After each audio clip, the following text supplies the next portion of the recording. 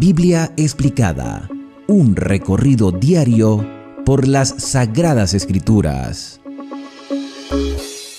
Si tú me has venido acompañando en los videos anteriores, te darás cuenta que estamos estudiando la última semana del ministerio de Cristo en la tierra antes de su crucifixión. Jesús pasó 3 años y medio de ministerio terrenal, a pesar de que vivió 33 años en este planeta como hombre, creciendo como hombre, desarrollándose como hombre, pero siendo Dios, para pagar el precio del pecado de la humanidad, no sin antes orientar a un pueblo y dejarles esas instrucciones para las siguientes generaciones en la bendita esperanza de su retorno.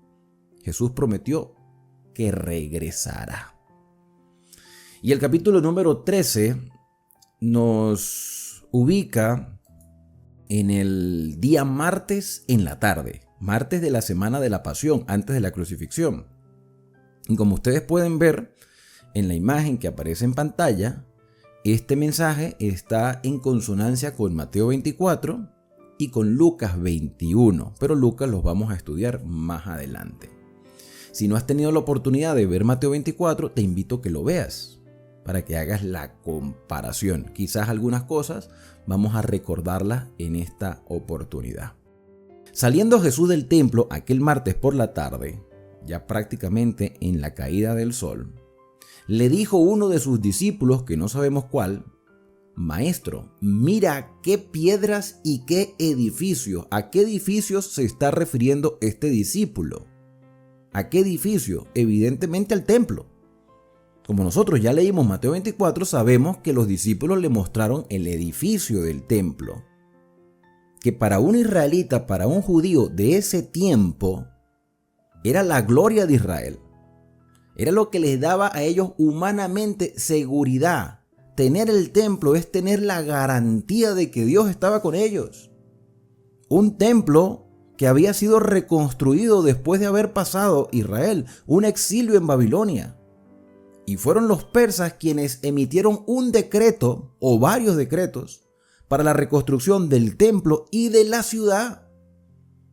Mientras los judíos pasaron 70 años en Babilonia, el templo estaba destruido. Ese templo que fue destruido por los babilonios fue construido por Salomón, cuyos planos los hizo David, pero que originalmente era una tienda de reunión construida por Moisés en el desierto. Por órdenes divinas desde la montaña, desde el monte Sinaí, Dios le dijo a Moisés: instruye al pueblo y me harán un santuario conforme al modelo que te fue mostrado en el monte. Entonces la tienda de reunión o santuario y el templo eran una sombra de las realidades espirituales. Allí se debía mostrar en símbolos el plan de salvación, desde el sacrificio del cordero hasta el lavamiento como un símbolo de purificación de los sacerdotes, la lámpara que nunca dejaba de estar encendida, la mesa que nunca dejaba de tener pan y el altar que nunca debía dejar de tener incienso. Todos esos elementos que continuamente estaban en funcionamiento se les decía el tamid. En hebreo, tamid significa continuo o continuamente. Algo que se hace de forma regular. Y todo eso tiene un significado que nos ayuda a entender la manera como Dios obra en favor de la humanidad. Entonces, llegó un momento en que se perdió la visión sobre el significado de los símbolos y veían simplemente la estructura. Y los discípulos le muestran: Señor, mira la belleza de los edificios de este templo. Y Jesús respondió: ¿ves estos grandes edificios? No quedará piedra sobre piedra que no sea derribada. O sea que ustedes no pueden poner su confianza en esta estructura material, que simplemente es un símbolo. No pongan su confianza aquí. Yo les aseguro que aquí no quedará absolutamente nada. No quedará piedra sobre piedra, o sea, todo será ruinas. Porque el símbolo se ha encontrado con la realidad. Jesús podía decir, yo soy la realidad. Jesús podía declarar, yo soy el cumplimiento. Todo eso que está dentro del templo me simboliza a mí y mi obra. Así que ya no va a ser necesario que haya templo en la tierra.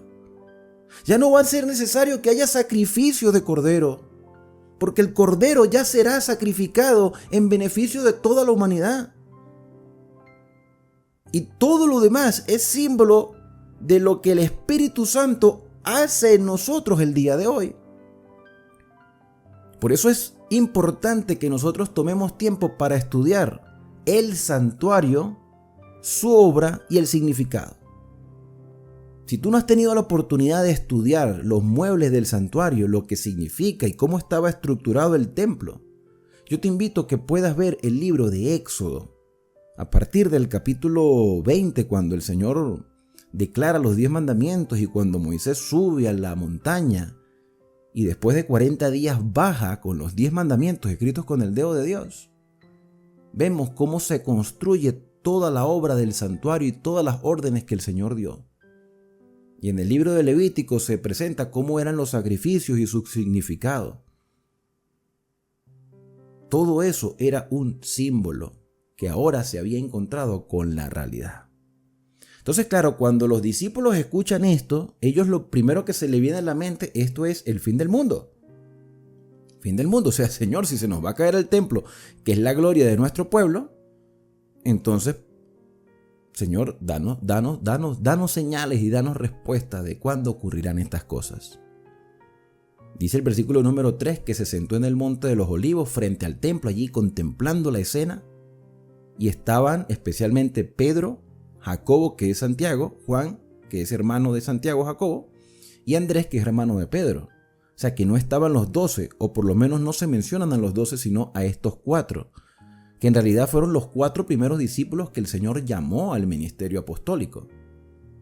Y estos 4 hombres, que prácticamente han pasado más tiempo con Jesús, le preguntaron aparte, Señor, dinos cuándo serán estas cosas. En otras palabras, Señor, ¿cuándo se va a caer el templo? ¿Qué señal habrá cuando todas estas cosas hayan de cumplirse? Pero ellos tenían su mente todavía en la gloria de un Mesías terrenal. Y ellos querían saber que todo eso se podía cumplir en su tiempo y querían saber qué señales ocurrirían en ese tiempo. Si tú le das una mirada a Mateo 24, te darás cuenta que hay algo más que Marcos no menciona, pero Mateo sí. Cuando ellos le preguntan, Señor, ¿qué señal habrá de tu venida? De tu retorno. Porque si tú nos has dicho que te vas a ir, queremos saber cuándo vas a retornar y cómo vas a retornar y qué señales habrá de ese retorno, que esperamos que no sea mucho tiempo. Y del fin del siglo, o sea, cuando todo esto terminará y tú nos darás la oportunidad de comenzar de nuevo, pero ellos todavía con su humanidad pensando en la gloria de Israel. De hecho, en el día de hoy, y desde hace muchos años, todavía hay personas dentro del cristianismo que consideran que Israel es el pueblo más especial de todo el planeta. Sean o no sean creyentes. Personas que dicen, vamos a orar por la nación de Israel. Bueno, vamos a orar por todo el mundo, o sea, por todas las personas para que haya una conversión. Pero los israelitas, en su mayoría, a excepción de los mesiánicos, han rechazado a Jesús. Abiertamente. Y eso viene desde hace mucho tiempo atrás, porque no lo han visto como el Mesías del cumplimiento profético. Y ellos anhelan que haya un tercer templo que en su mente van a reconstruir, pero eso jamás va a ocurrir, porque Jesús dijo, no quedará piedra sobre piedra, es decir, más nunca en la historia se levantará un templo en la tierra como el que se levantó en los tiempos de Salomón y en los tiempos de Zorobabel. ¿Qué señales habrá, Señor? ¿Qué señal habrá cuando todas estas cosas hayan de cumplirse? Versículo 5, Jesús respondiendo comenzó a decir, mirad que nadie os engañe. Frase clave que sirve para este tiempo y sirvió para el pasado y seguirá sirviendo para el futuro, porque Satanás intentará engañarnos. Y si fuera posible, intentará engañar a los escogidos. Mirad que nadie os engañe, o sea, investiguen, estén atentos, no crean todo lo que ven y fundamenten su fe en un escrito, está en su contexto, para que nadie los engañe, porque vendrán muchos en mi nombre. Y esto no es nuevo, esto es desde la misma época apostólica hasta el día de hoy. Vendrán muchos en mi nombre diciendo yo soy el Cristo y a muchos engañarán. Mas cuando oigáis de guerra y de rumores de guerra, no os turbéis. Y esto ha ocurrido desde antes y sigue ocurriendo ahora. No os turbéis. O sea, el conflicto se seguirá desarrollando. Habrá gente mentirosa, habrá engañadores, habrán personas que darán falsos testimonios, habrá guerras, pero ustedes no se desesperen, porque es necesario que suceda así, pero aún no es el fin. Y yo lo dije cuando estudiamos Mateo 24, o sea, Señor, es necesario. ¿Por qué es necesario? Porque es necesario que haya guerras, porque es necesario que haya hambre, porque es necesario que haya terremotos, porque es necesario que se levanten falsos cristos. Y yo he llegado a la conclusión de que cuando Jesús dijo que era necesario, era para nuestro propio bienestar, para que nosotros estemos apercibidos y no nos dejemos engañar, para que no nos preocupemos sabiendo que el Señor tiene el control de todas las cosas y que esto que está sucediendo en el mundo y que ha venido sucediendo en tiempos pasados es el resultado de un conflicto cósmico entre el bien y el mal que solo llegará a su final cuando Cristo venga por segunda vez. Por eso no podemos poner nuestra confianza en los líderes humanos ni en los líderes políticos. Se respeta a quienes tienen una posición de liderazgo circunstancial. Pero nuestro más grande deseo y nuestro más grande anhelo es que Cristo reine siempre en nuestros corazones y en los corazones de nuestra familia, tanto los consanguíneos como nuestra familia de fe, que sea el primero, el último y lo mejor de nuestra vida. Versículo número 8, porque se levantará nación contra nación y reino contra reino, habrá terremotos en muchos lugares, habrá hambres, alborotos.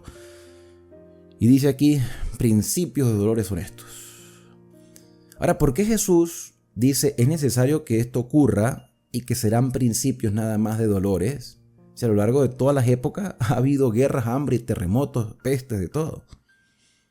¿Por qué lo cataloga como principios de dolores? Porque el ser humano es sensacionalista. Somos sensacionalistas.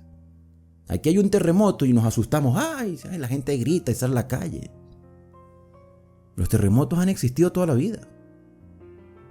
Pero nosotros al momento sentimos miedo, pero cuando ya se calma todo, ya nos olvidamos. Somos reflexivos en los momentos circunstanciales. Cuando tenemos las deudas hasta el cuello, ahí buscamos al Señor. Cuando las cosas no andan bien, entonces clamamos. Pero cuando todo es dicha, gloria y prosperidad, en algunos casos se nos olvida de todo. Por eso el versículo número 9 dice, mirad por vosotros mismos. Autoevalúense constantemente, porque os entregarán a los concilios y en las sinagogas. Jesús, mira, los mensajes proféticos tienen 3 aplicaciones, y yo lo dije en Mateo 24 con mucho más detalle. Tienen una aplicación real en el momento en que se presentó el mensaje, tienen una aplicación hacia el futuro, ¿sí? Lo que llamarían tipo y antitipo. Y antes de que todo esto se acabe, también tiene una aplicación la cual llamaríamos escatológica, o sea, de los eventos finales. Entonces Jesús le estaba diciendo, ustedes van a ser llevados a los concilios, y en el libro de Hechos de los Apóstoles vemos que ellos fueron llevados ante personas a testificar de lo que ellos creían y por qué hacían lo que hacían. Eso lo vamos a estudiar en Hechos de los Apóstoles. Pero a lo largo de la historia, los cristianos también han tenido que compadecer ante autoridades, tanto civiles como religiosas. ¿Cómo olvidar a los cristianos mártires que murieron durante el Imperio Romano? ¿O cómo olvidar a los que tuvieron que padecer ante concilios del gobierno papal de la Iglesia romana Y muchos de ellos fueron muertos por su fe, por protestar. De ahí viene la Reforma Protestante.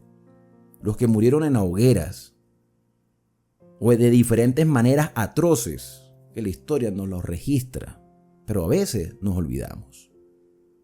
Hoy en día no hay una persecución al cristianismo, sino que dentro de nuestras propias iglesias hay tendencias que van en contra de los principios de Dios y a veces hay pugna entre nosotros mismos. O sea, hay lucha entre cristianos. O sea, que ya la lucha no viene de afuera hacia adentro, sino que el problema pareciera que viene desde adentro. Entonces somos presentados, o seremos, dice aquí el Señor, ellos serían, y nosotros en el futuro, presentados a los concilios, sinagoga. Algunos azotarán, eso también se cumplió, delante de gobernadores, de reyes. Os llevarán por causa de mí, por testimonio de ellos. Es necesario que el evangelio sea predicado ante todas las naciones. Es decir, que este mensaje debe circundar el globo por el testimonio. Versículo número 11. Pero cuando os trajeren para entregaros, no os preocupéis por lo que habéis de decir, ni lo penséis, sino lo que os fuese dado en aquella hora, eso hablad, porque no sois vosotros los que habláis, sino el Espíritu Santo. Pero es claro que el Espíritu Santo nos va a recordar lo que ya nosotros hemos venido estudiando. O sea, no es que se me viene a la mente eso, no, es porque tú te preparaste. Es como cuando uno va a presentar una evaluación en una institución educativa, una universidad. Uno ora no para que el Señor le dé las respuestas, para que nos haga recordar las respuestas de lo que ya estudiamos. Entonces nosotros no podemos defender una fe de la cual no vivimos y no creemos. Si tú no estás convencido de una verdad, tú no puedes defender algo que no conoces. Tú no puedes defender algo que no vives. Tú no puedes defender algo que no entiendes. Entonces nosotros vamos a ser presentados, y ellos fueron presentados, y cristianos a lo largo de la historia fueron presentados ante concilios para defender la fe por la cual estaban viviendo. Y muchos de ellos no solamente vivían la fe, sino que estaban dispuestos a morir por esa fe. Porque estaban seguros, fundamentados en un escrito está. Y no debían tener temor porque el Espíritu les iba a recordar. Así que cada estudio que tú haces no es en vano, porque el Espíritu te irá recordando lo que has venido comprendiendo poco a poco.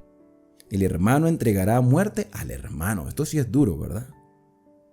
El padre al hijo. Se levantarán hijos contra los padres y los matarán. Estas son las señales de un mundo en degradación. Seréis aborrecidos de todos por causa de mi nombre. Mas el que persevere, el que aguante, el que resista. Aquí la palabra perseverancia es hupomoné. El que persevera hasta el fin, ese será salvo. Por eso nuestra fe no puede ser tan valiente. Tiene que estar bien cimentada, estar seguros de lo que creemos. Y por eso estamos dedicando tiempo al estudio, porque necesitamos cimentar nuestra fe. Bueno, con este versículo 13, el Señor presenta las realidades de las cosas que ellos como apóstoles tendrían que vivir, no solamente ellos, sino las generaciones subsiguientes. Y hay un detalle en el versículo 14 muy interesante, porque el Señor dice, mira, cuando ustedes vean, o sea, todo lo que va a ocurrir, ya se lo acabo de mencionar. Guerras, terremotos, hambres, llevados ante concilios, aborrecidos, vuestra propia familia os acusará, os matarán, pero ustedes aguanten, resistan. Una fe bien solidificada.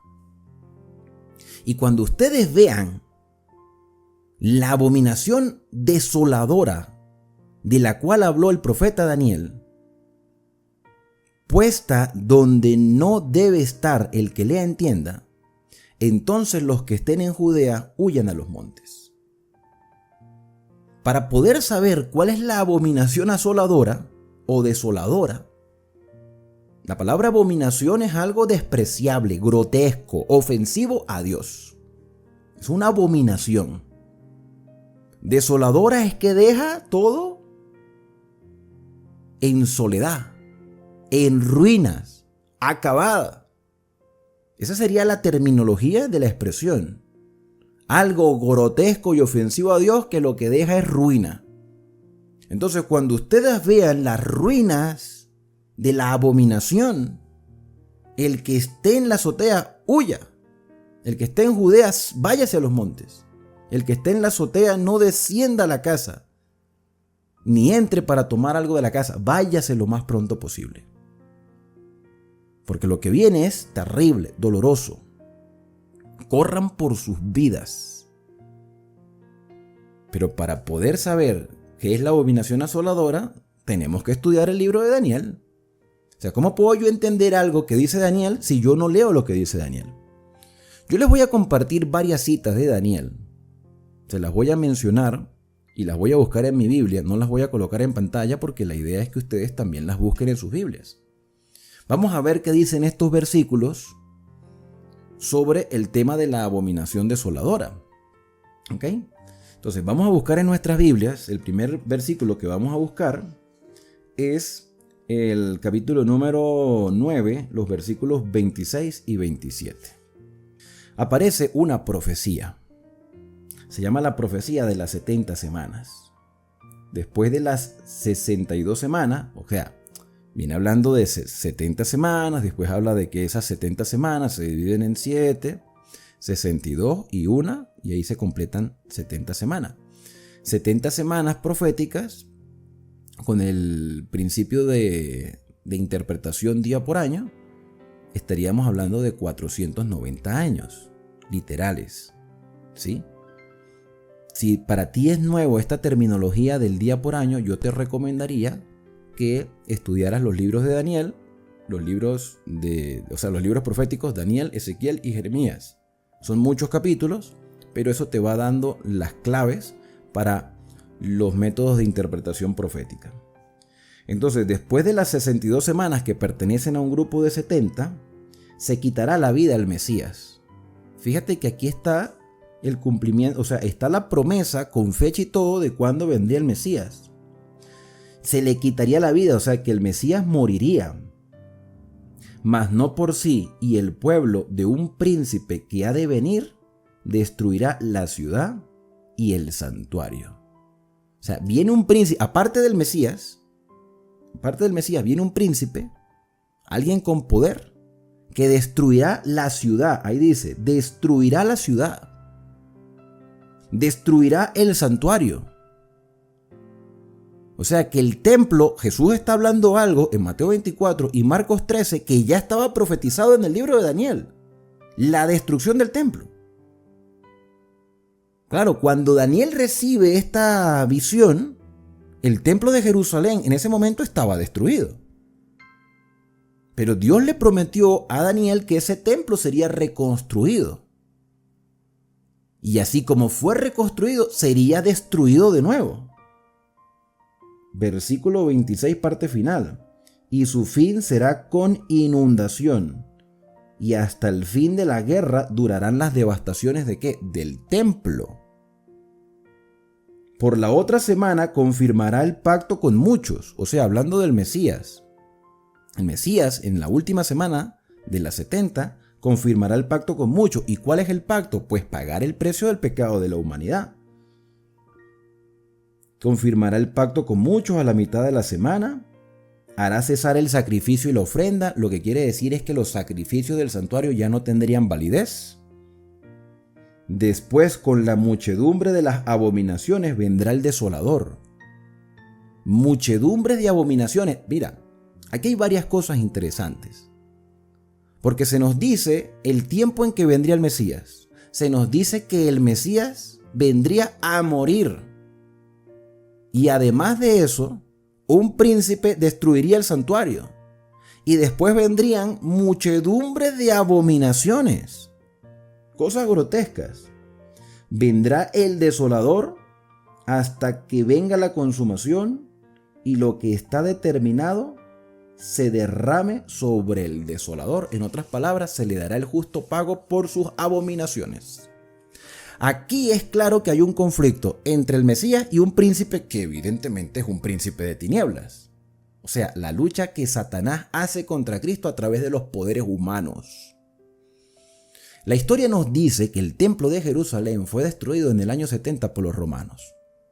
Pudiéramos decir que esa fue la abominación desoladora típica que se cumplió en el tiempo de los apóstoles. Muchos de los apóstoles y muchos de quienes escucharon sermones de los apóstoles fueron testigos de la destrucción de Jerusalén. Y la historia registra que ninguno de quienes escucharon las palabras de los apóstoles y obedecieron, ninguno de ellos murió en la destrucción de Jerusalén y del templo en el año 70 por manos del Imperio Romano. Vamos ahora a Daniel capítulo 11, verso 31. Dice, se levantará de su parte tropas que profanarán el santuario y la fortaleza. Habrá una profanación del santuario. O sea, cuando Jesús dijo, cuando venga la abominación desoladora, era con respecto al santuario. El santuario será destruido porque en sí el santuario ya no tendrá razón de existir. Ya no tendrá razón de existir. Porque según lo que acabamos de leer en Daniel 9, se cumplió o se hará cesar el sacrificio y la ofrenda. Ya no habrá más sacrificio. Ahora nuestra mirada debe proyectarse en un santuario que está en el cielo, que fue el verdadero tabernáculo que levantó el Señor y que sirvió para mostrarle a Moisés un modelo del cual iba a construir aquí en la tierra el santuario. Hazlo conforme al modelo que te fue mostrado en el monte. Entonces dice Daniel 31, se levantará de su parte tropas que profanarán el santuario y la fortaleza, quitarán el continuo, el tamid. O sea que ya no habrá sacrificio, ya no habrá candelabro, ya no habrá mesa de panes, ya no habrá altar de incienso, ya no habrá nada. Las ceremonias perderán su validez. Y pondrán la abominación desoladora. Otro versículo más. Daniel 12:11. Estamos ahí cerquita. Daniel 12, versículo 11. Y desde el tiempo en que se ha quitado el continuo hasta la abominación asoladora habrá 1290 días. Entonces, en la interpretación profética hay 3 aplicaciones. La típica, que en este caso la abominación asoladora fue la destrucción de Jerusalén en el año 70. La antitípica, que es otra abominación, una abominación en el lugar santo. Para poder saber cuál es el lugar santo tenemos que estudiar el santuario, donde estaba la mesa de los panes, el altar del incienso y la lámpara más o menos parecida a este candelabro que ustedes ven aquí. Hay un candelabrito pequeñito, un candelabro de 7 brazos que tenía luz encendida y que todo era un símbolo de la obra que el Espíritu Santo hace en nosotros y de la alimentación espiritual que el Señor nos brinda cada día. ¿Sabes cuándo hubo una época de oscurantismo y de hambre espiritual terrible en el pueblo de Dios? En la Edad Media, cuando se instauró la supremacía papal. Pudiéramos decir que allí la gente ya no oraba, sino que se confesaba al sacerdote. Podemos decir que la gente ya no leía la escritura, se conformaban con lo que decían los sacerdotes en el altar. Las personas ya no brillaban por su testimonio, sino que sencillamente hacían penitencias.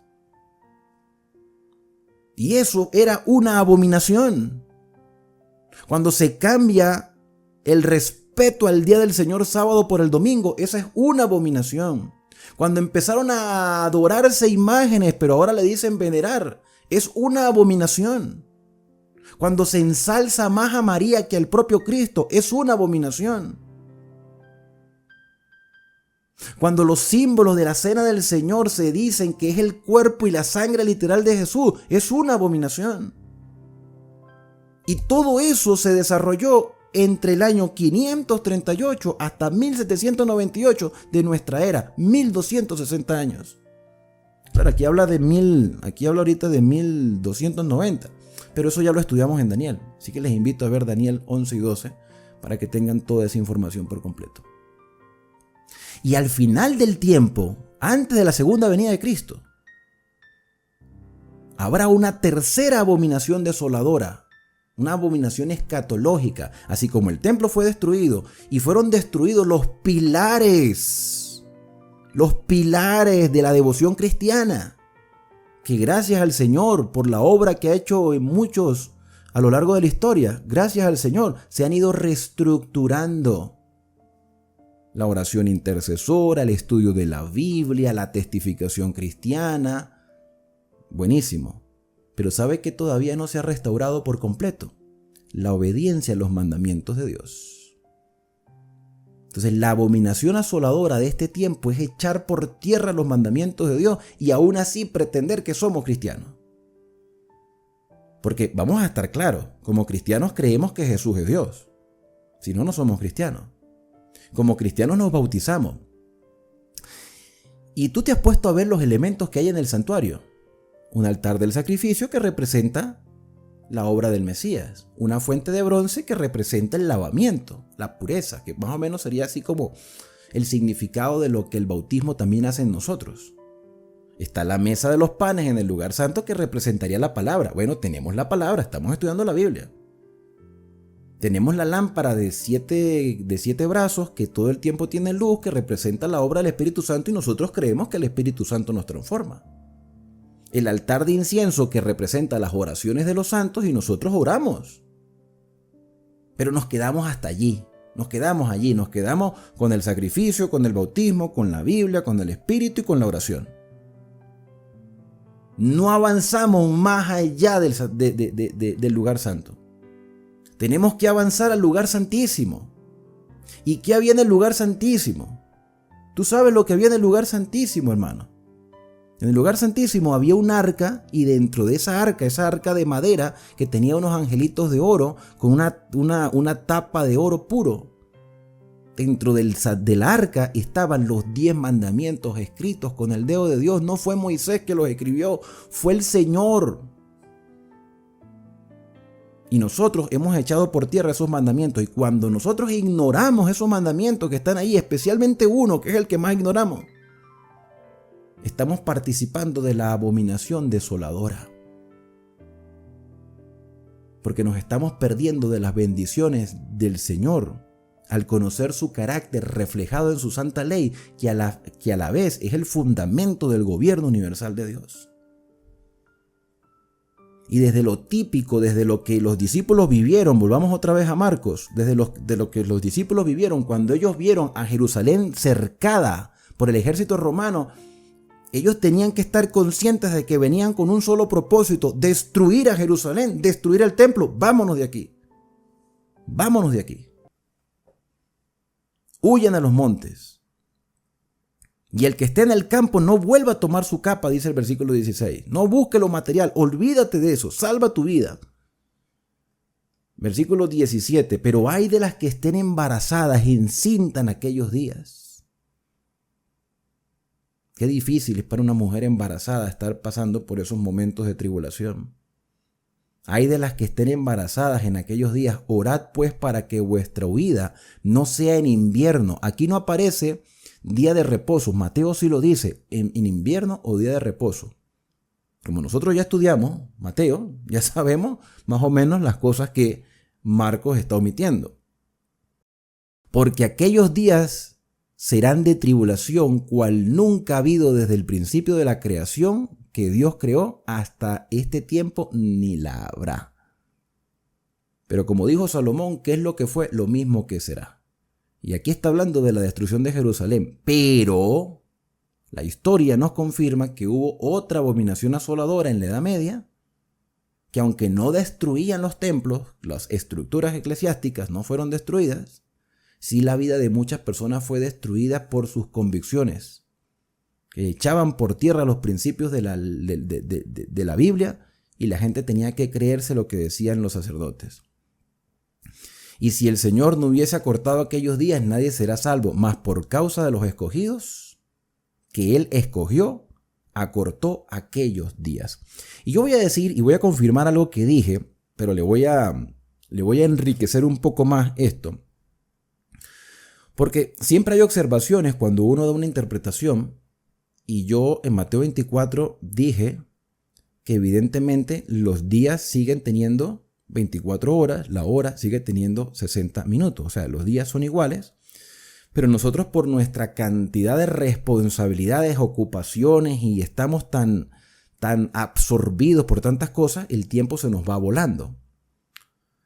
Pero reflexionando bien, sin contradecir lo que ya había dicho, reflexionando, porque me gusta reflexionar a veces, entonces hay algo que también debemos tomar en cuenta en este sentido, que es por causa de los escogidos, aquellos días se acortarán. Cuando yo reflexionaba bien sobre este punto, yo decía, claro, los días se acortarán para la venida del Señor Jesús. O sea, que los días pasarán rápido y estaremos más cerca de su venida por la fidelidad de sus siervos. La venida de Cristo está cada vez más cerca. Entonces, todo aquel que anhele que Cristo venga, vive de acuerdo a su voluntad, y eso también adelanta la venida del Señor, porque el cristiano convertido testifica de su fe, lo escuchen o lo dejen de escuchar. Y eso le permite al Señor adelantar el tiempo para su venida, aunque su tiempo ya esté estipulado, pero esa venida se puede adelantar. Los tiempos se acortarán, los tiempos proféticos. Hoy estamos más cerca de la venida del Señor Jesús que cuando se presentó este mensaje. Y ya casi han transcurrido 2000 años de que Jesús dio este sermón. Versículo 21. Entonces, si algunos dijere, mirad, aquí está el Cristo, o mirad, allí está, no lo creáis, porque se levantarán falsos cristos y falsos profetas y harán señales y prodigios para engañar si fuese posible a los escogidos, mas vosotros mirad, os lo he dicho antes. Y entonces el Señor nos va a hablar, para que no seamos engañados, cómo será su venida. Mira, pero en aquellos días, antes de su venida, después de aquella tribulación, que yo interpreto esta tribulación como un evento histórico. No es un evento futuro, es un evento histórico. Porque dice, después de la tribulación el sol se oscurecerá. Y cuando nosotros estudiamos Mateo 24, dijimos que este evento del oscurecimiento del sol ya había ocurrido. Por eso yo te invito a que veas Mateo 24. Y di la fecha exacta de cuándo ocurrió el oscurecimiento del sol y en qué circunstancias ocurrió el oscurecimiento del sol. Y la luna no dará su resplandor, eso ocurrió el mismo día. Las estrellas caerán del cielo, eso también es un evento histórico. Eso no es un evento de futuro, eso es un evento que ya sucedió. La gran tribulación, según la interpretación histórica, ocurrió en los 1260 años de la supremacía papal. La gran tribulación, donde fueron perseguidos los cristianos por defender la verdad. Fueron torturados, quemados en la hoguera, lanzados los valdenses por los despeñaderos y hecho una gran matanza, llamada la matanza de San Bartolomé, y muchas otras cosas más que no nos alcanzaría el tiempo para mencionar. Pero el oscurecimiento del sol y la caída de las estrellas son eventos históricos, no son proféticos para nosotros, eran proféticos para ellos, para nosotros es historia. Y las potencias que están en los cielos serán conmovidas. Entonces verán al Hijo del Hombre que vendrá en las nubes con poder y gran gloria. O sea que nosotros estamos cada vez más cerca de la venida de Jesús. Entonces enviará a sus ángeles y juntará a sus escogidos de los cuatro vientos, desde el extremo de la tierra hasta el extremo del cielo. O sea que la venida del Señor Jesús será visible, todo ojo le verá. Versículo 28. De la higuera aprendan la parábola. ¿De cuál higuera? ¿De la higuera que se secó? ¿O de otra higuera diferente? Pero Jesús habla de la parábola de la higuera. Dice, cuando su rama está tierna y brotan las hojas, sabed que el verano está cerca. ¿Qué pasó con la higuera que se secó? Ya estaba llena de hojas, pero no era tiempo. No era tiempo. Entonces ella aparentaba algo que no era real. Pero lo normal era que ella tuviera su tiempo de echar su hoja, el tiempo de echar su flor, tiempo de echar su fruto. Todo tiene su tiempo. Entonces Jesús está diciendo, mira, ustedes pueden entender la naturaleza. Ahora van a entender las profecías y ustedes se van a dar cuenta por los acontecimientos históricos que el tiempo está cerca.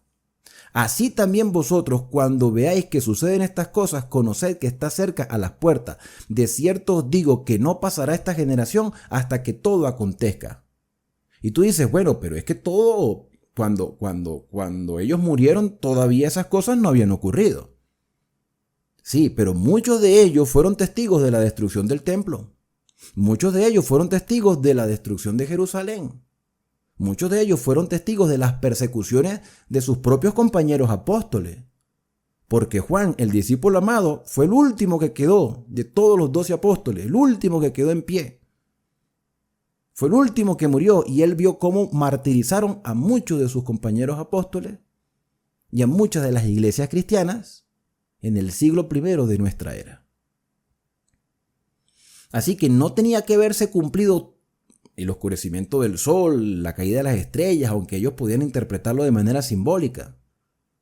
Pero la esencia de todo esto era la abominación asoladora del templo.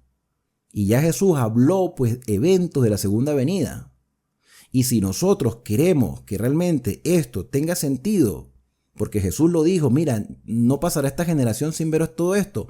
Juan, así como Juan vio la transfiguración de Jesús en el monte, cuando se le apareció Moisés y Elías, Juan, el último de los apóstoles, vio la segunda venida de Cristo y la reflejó en el libro de Apocalipsis. Por eso es que Juan termina el libro de Apocalipsis diciendo, ven Señor Jesús. El que dice todas estas cosas, o el que muestra todas estas cosas, ciertamente dice, vengo en breve. Amén, ven Señor Jesús. O sea que aunque Jesús todavía no ha venido en la gloria a buscarnos, Juan vio en visión la segunda venida de Cristo. Juan fue el que escribió en el capítulo 1 de Apocalipsis, y aquí viene con las nubes y todo ojo le verá. Y Juan fue el que dijo, ven Señor Jesús. Mi más grande anhelo, mi más grande deseo es que tú vengas. Y Juan estaba allí escuchando esas palabras de Jesús. Y murió anciano, casi 100 años el hombre. El cielo y la tierra pasarán, pero mis palabras no pasarán. Pero de aquel día y la hora nadie sabe, ni aun los ángeles que están en el cielo, ni el Hijo, o sea, ni Jesús, sino solo el Padre.